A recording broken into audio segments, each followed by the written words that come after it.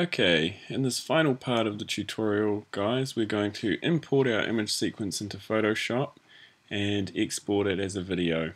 So we need to set up a new Photoshop document for video. So I'm going to step through this quite quickly. Start with the Photoshop open and choose File, New. Now from the preset menu, choose Film and Video, and from the size menu, choose PAL D1 DV. And this sets up a size very similar to our image size. And we can give it a name there, my stop motion. Okay, and once you've got that set up, click OK. And click OK if a warning dialog pops up. Alright, and here we go. Now, the first thing we're going to want to do is to open the timeline window. So come up to the window menu and choose timeline. Alright, just drag that down a little there so we can see it.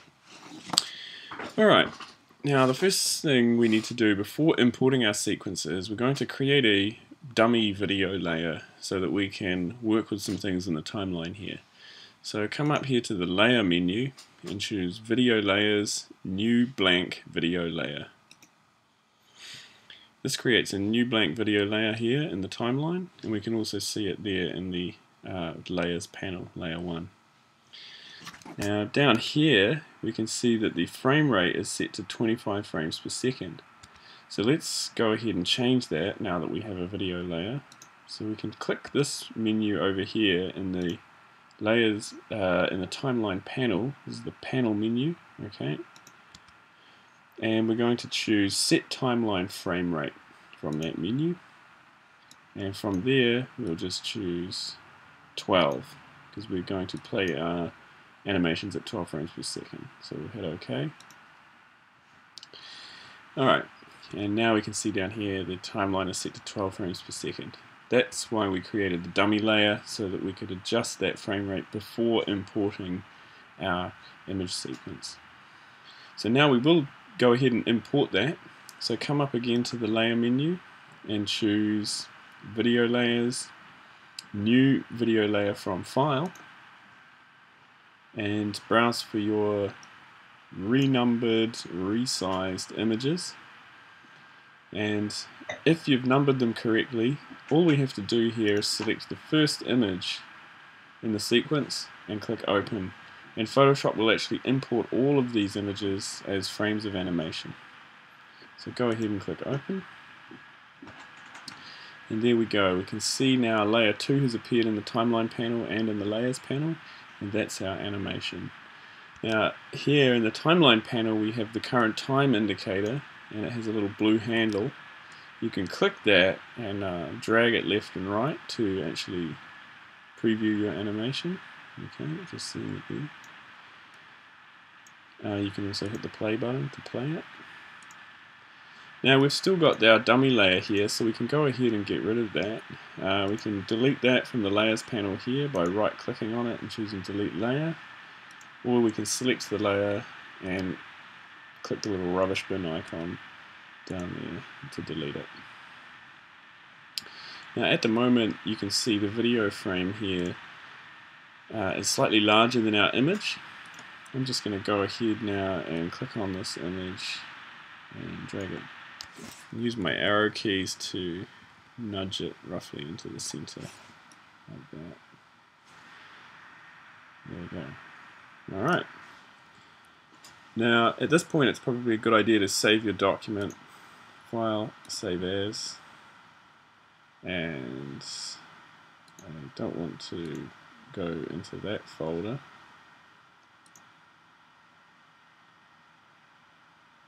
And let's go into this folder. So I don't want to save it into the folder where my images are. So I'm just going to save that. But bear in mind that all of the images are now contained within this Photoshop document here, my stopmotion.psd. Alright, now we're ready to go ahead and export this as a video. So we're going to come up here to the File menu export render video.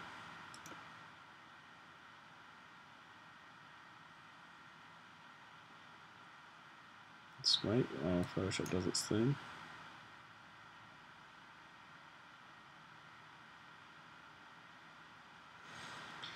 And now we can leave these settings as they are. We just need to make sure we know where the video is going.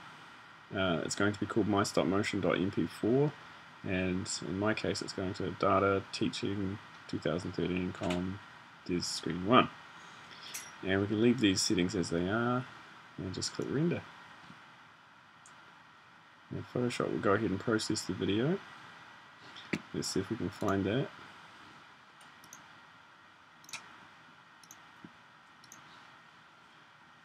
There's my PSD file, and here is the stop motion file. And there we go.